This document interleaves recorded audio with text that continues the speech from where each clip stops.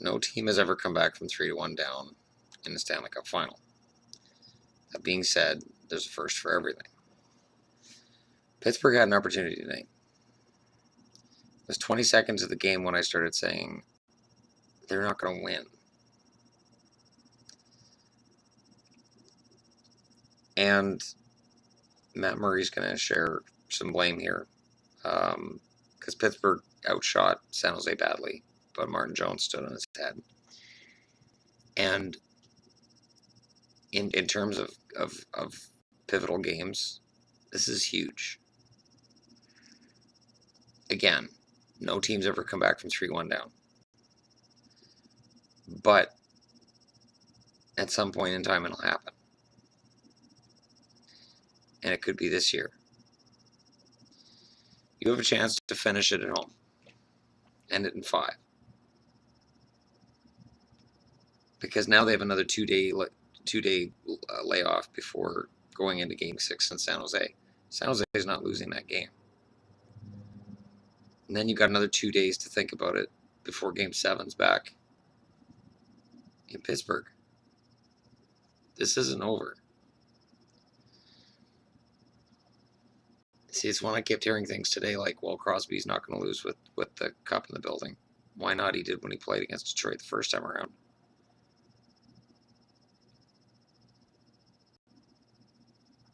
Pittsburgh has blown it in the finals before. It's just they did it the year before they won it. And it was against the same team, so it was kind of forgotten and forgiven. But, and that's when the Marian Hossa joke started, that he was with the Penguins, went to the Wings the next year, and then lost with the Wings to the Penguins. And before he won a couple of cups in Chicago. Now you don't hear much about that as he used to. But tonight's game was major.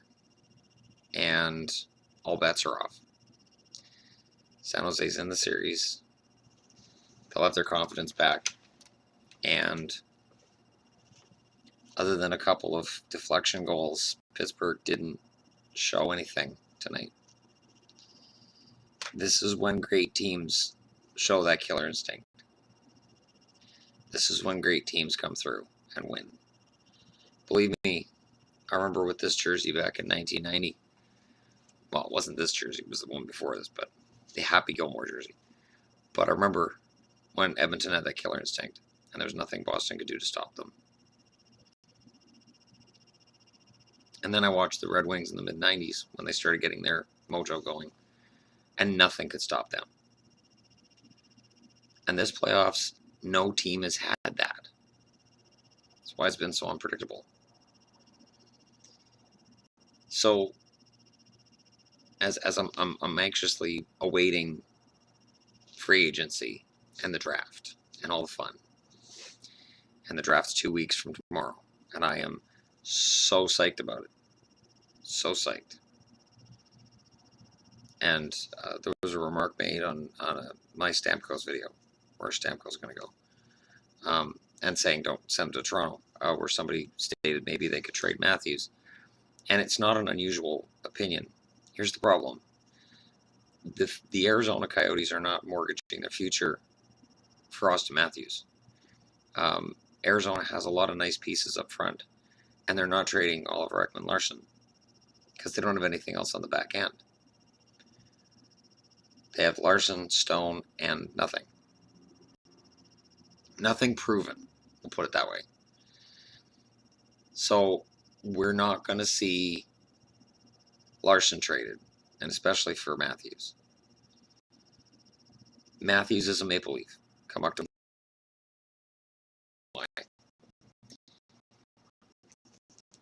You don't trade the number 1 draft pick unless it's a shit year. You know, the Patrick Stefan year comes to mind, where none of the prospects looked all that great. And all of the steals of that draft were in the later rounds because all the guys up front weren't that great players. And certainly their careers bear that out. But this year's draft is good. And it looks pretty damn good beyond just the first round. I'm anxious to see what happens after Matthews. I mean, yeah, Laine will go to Winnipeg. And the funny thing is, people are admitting Laine will probably score more points than Matthews in his NHL career. Laine's a better pure forward, whereas Matthews has the two-way ability. So Leafs fans will complain immediately if Laine scores 70 points next year as a rookie and Matthews scores 50. Everybody will go nuts. But there's more to the game than points. And I think Puljujarvi's going to score more goals than the other two. I think the top three is just fantastic this year. And Columbus is the perfect place to go right now if you're Puljujarvi. Can't think of a better team to go to. The funny thing is, one of the mock drafts I was reading had Dubois going number 4 to Edmonton, and then number 5 being Tkachuk going to the Canucks. But I've also seen the Canucks getting Dubois at 5, and I've also seen them grabbing Chychrun with 5. If the Canucks want Chychrun, they can trade down. At the very least, trade from 5 to 9 to get Chychrun and pick up a couple of later round draft picks. And I mean, yeah, later round draft picks, who cares? Well, his first year as GM, Benning grabbed Forsling, who's now a Chicago prospect and looks like he could play in the NHL. And then, not that long ago, he picked Tryamkin up, the 2015 draft. And he looks like an NHL defenseman. So, later round draft picks with Jim Benning in charge have actually been pretty damn good players. So, and then I want to see what Boston does too, because Boston's got that number 14 pick, and I think they're just going to trade it. I think with the amount of prospects they've got in their lineup, I think Boston's going to look for a quick fix now to get them over the hump back into the playoffs. I don't know if I agree with it, but I think that's where it's going to go. So I think that number 14 pick's probably going to get moved. I think they'll trade down. Maybe they trade right out of the first round altogether, pick a couple in the second. Who knows? Maybe they listen to the Canucks. Maybe they listen to Toronto. Maybe whoever. Toronto would be a tough sell, though, because that's in the division. Something people forget. Remember when Eddie Lack went to Carolina and people said, well, Edmonton would give more for Lack. Yeah, but then Lack would have been in the division. If you're going to trade a player who could come back to haunt you, you don't trade him in your division, because you don't want him coming into your building 3 times a year and beating you. So it's the same reason Zach Kassian went to Montreal before he went to Edmonton. Because even though Edmonton would have given up more than Preston a 5th, or no, we gave up the 5th. Even though we would have got more than Preston out of Edmonton, he would have gone to Edmonton. So, ironically, if he'd been in Edmonton, you could argue maybe he wouldn't have gotten in the accident that derailed his early season. But I've been to Edmonton. If you want to get into trouble, you can get into trouble in Edmonton as well. If you're the partying type and you think I'm young and I'm rich and I'm invincible, Edmonton, you can get trouble there too. You can. And I find it funny because a lot of people, bash Cash in here after the incident, which we still don't know the whole truth of, and I don't think we're going to. Somebody hit a tree, and then somebody was behind the driver's seat, and there's no telling exactly any of the rest of the story. But needless to say, Cashin was out when he shouldn't have been, with people he shouldn't have been out with, and got in an accident that shouldn't have happened. But he's young, and he's got a lot of money. And he's kind of been a golden boy his whole career. And sometimes players can grow out of that. They do grow out of that. Luke Skywalker grew out of that. Look, Luke Skywalker was reckless. So was Obi-Wan. And great Jedis. I can only assume it's real since I've seen it in the movies. But, all kidding aside, I think trading off young guys because of attitude problems, it can come back to haunt you. And although there's some prospects with perceived attitude problems that it seems like might hold them out of NHL spots, Sean Day's dropped to the 3rd round in terms of projection right now. And from what I've read, from what I've seen, it's not necessarily his stats, although they're not great. It's his attitude. It's his personality has dropped him from a top 5 pick to the 3rd round. And it happens. Guys just drop like a rock.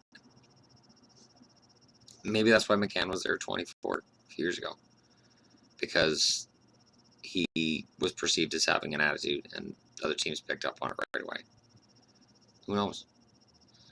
Anyways, it was a game that Pittsburgh should have won and couldn't win, and I really think it's going to come back and bite him. I would not be surprised if San Jose comes back and wins the series, because that was a huge momentum shift tonight. So, anyways, I'm going to keep this short because my voice still is tending to go a little. I'm almost over this. Now my kid's running a fever of 39, so he's officially got what I have, whatever status is currently in. But yeah. So anyways, I'm going to go get some sleep because I'm in the middle of 14 days of work in a row, which is crazy. I'll make it work. I have 7 more days to go. I've done 7. I have 7 more to go. I can do this. Because at the end, I would have a glorious Friday and Saturday off. And having Friday and Saturday off would be awesome. Alrighty, I will make up a video soon involving the mock drafts and free agency and who's going to go where. And maybe I'll get a whiteboard and write everything out and figure out flowcharts. Shit.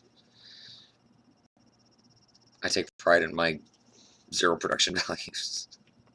Alright, talk to y'all later.